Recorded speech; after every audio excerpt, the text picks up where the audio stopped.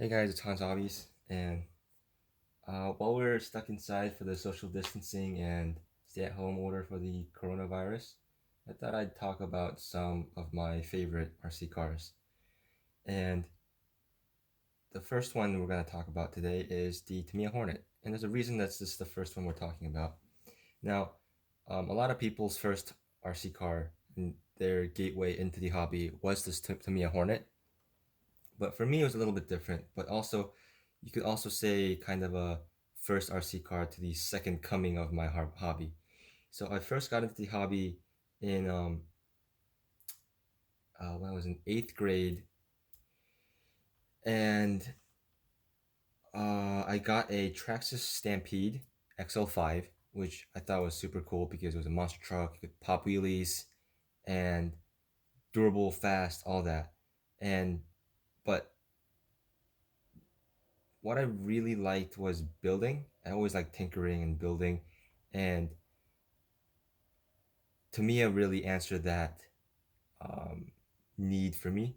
So very soon after I got that Stampede, I got a Tamiya MO2L Volkswagen Beetle from eBay, um, and proceeded to build that one up. And it was a lot of fun to build, and a lot of really cool. And that really got me into like Tamiya cars. And soon after that, I had a couple TTO1s that I built, but all the Tamiya cars I've always built were on-road cars because comparing my Tamiyas to my Stampede, I realized that the Tamiya stuff, they didn't really have the fiber reinforced plastic that the Traxxas had. Um, the suspension geometry wasn't always as good as the more modern um, Traxxas uh, Traxxas platform. And because of that, I thought it wouldn't be as good off road, and I thought it wouldn't be as durable off road. And then after getting those, the only off road car I've gotten from Tamiya to that point was the CCO1, which was more of a slower car, so I didn't really think it would be a problem that it wasn't gonna be as durable.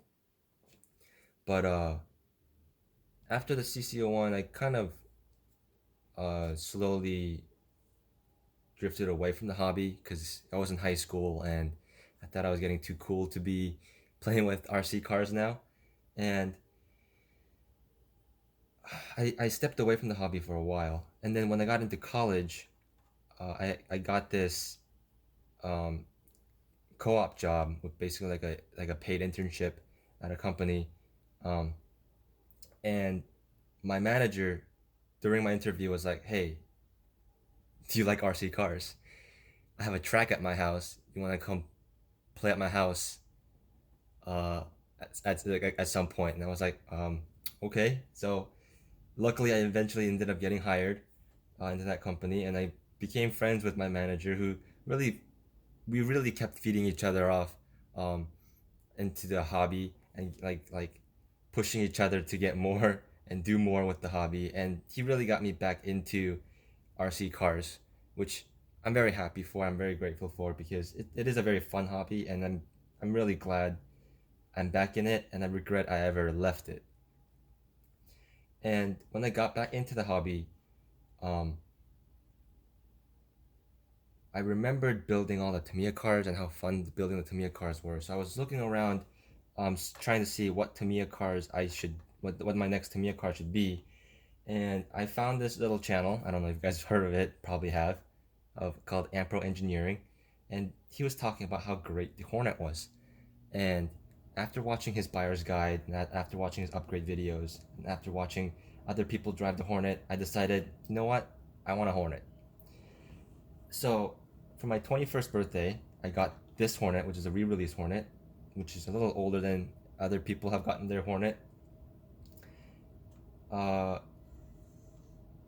my dad gave me $100 for my birthday, and he was like, "Hey, here's $100 for your birthday," and I immediately went and spent it on a Hornet, some bearings, and that's it.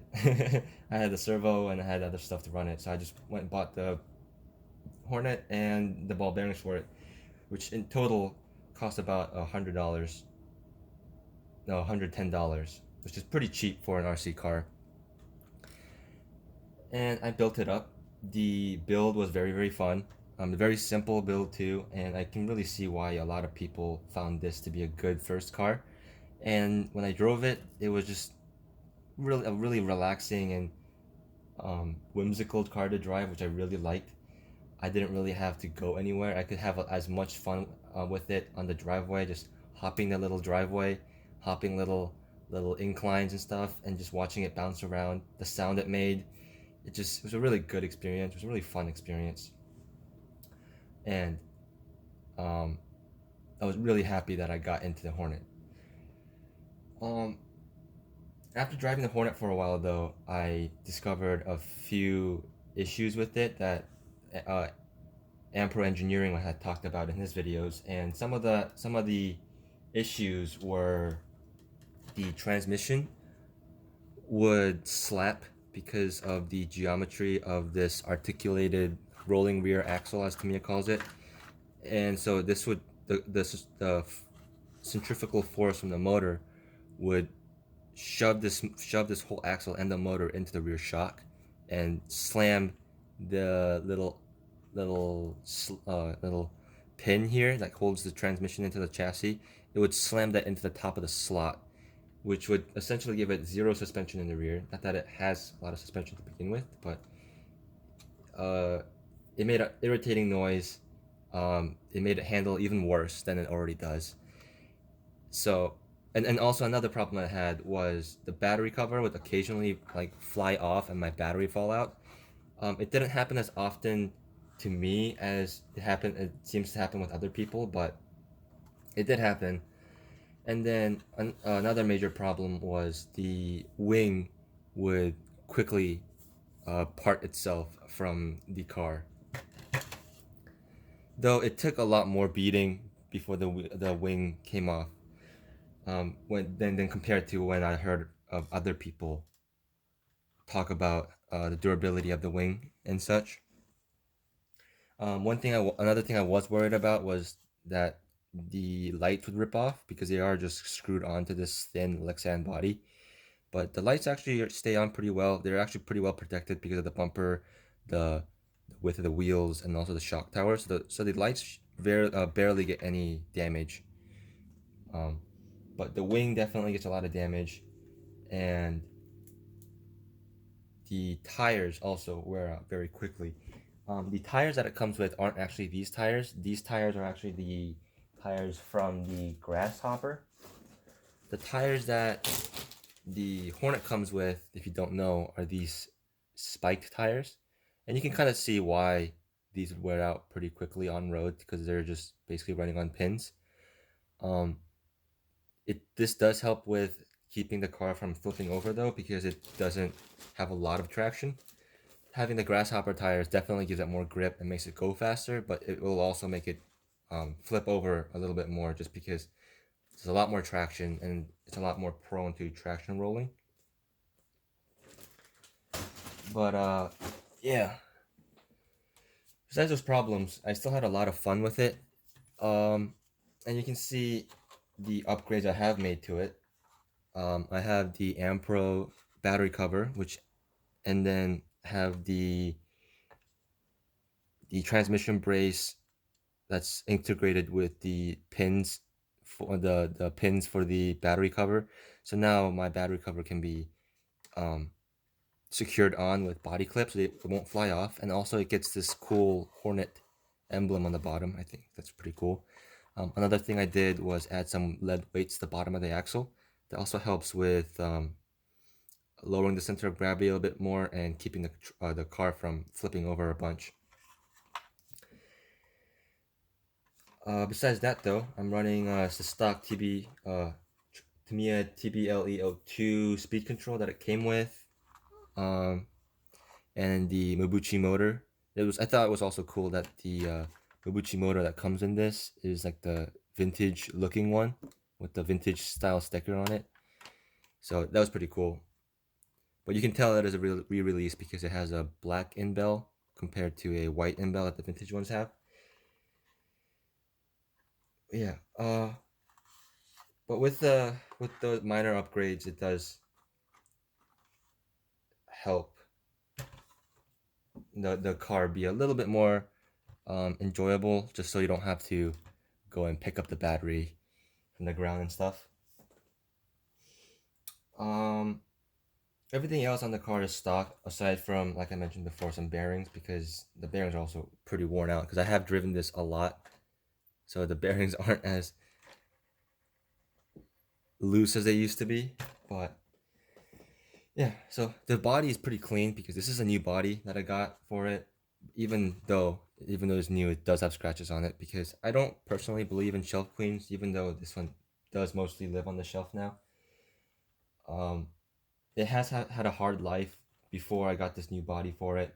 Mostly, I'm trying to preserve this wing and just the stickers in general and the general look of it.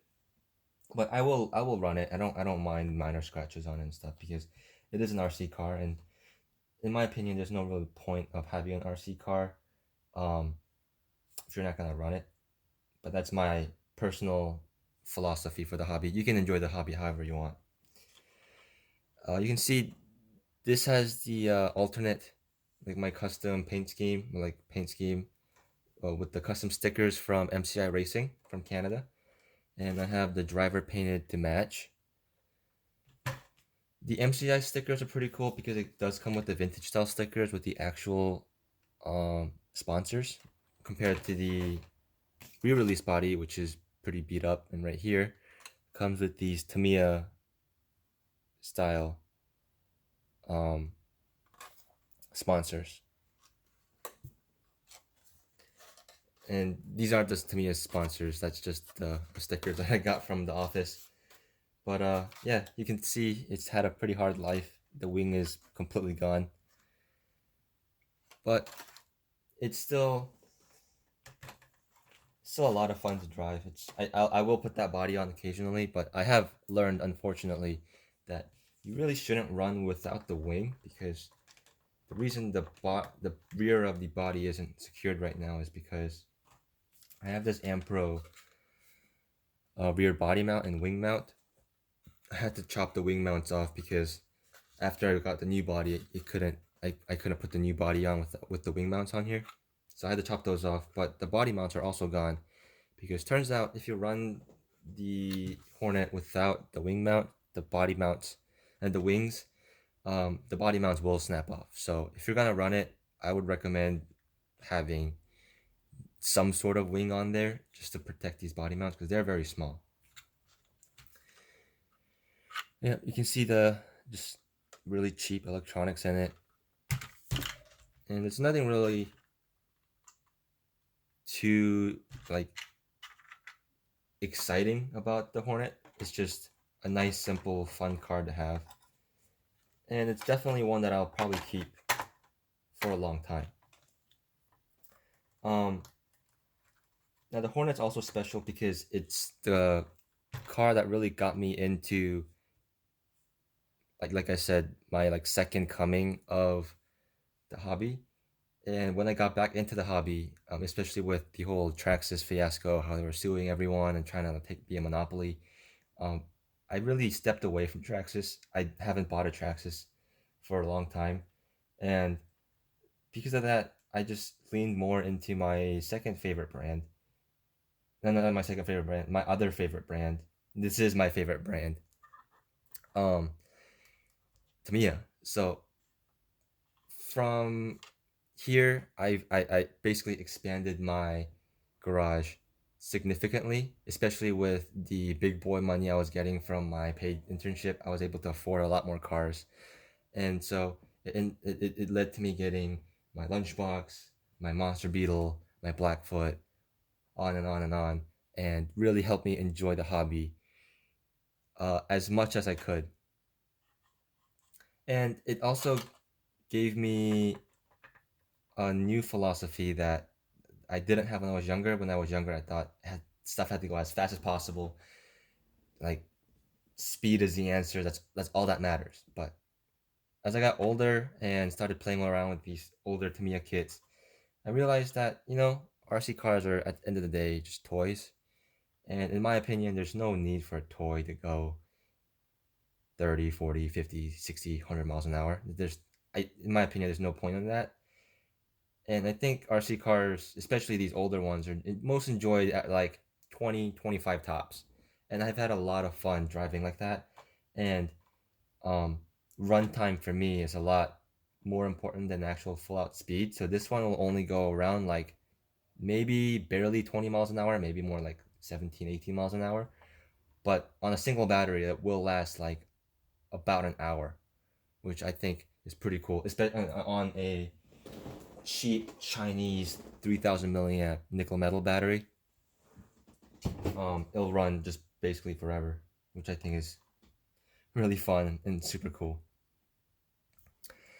Um, there are other upgrades you can get for it, mostly from Ampro. A lot of the other upgrades from other manufacturers are mostly discontinued now because they're pretty vintage brands. But Ampro Engineering, if you want to check them out on Shapeways and on YouTube, they're a big inspiration for me, and they have a lot of cool upgrades like this full roll cage. Um, they have like double wishbone suspension stuff that will get rid of this funny camber gain suspension, and they do a lot of crazy stuff with the Hornet because that is his main vehicle. He even has independent rear suspension for these guys, which I think is a little crazy. But if you want to go there, you guys can check him out, and um, it helps me the more support he has because I enjoy watching him too, and the more content he can make helps me too because I love enjoying his products and his videos. And I hope you enjoyed my video and my overview of my Hornet. And if you guys have any stories about the Hornet, leave them down in the comments. If you liked it, if you liked this video or the Hornet in general, give me a like, subscribe, and all that other good YouTube shenanigans. And I'll be back next time with another video.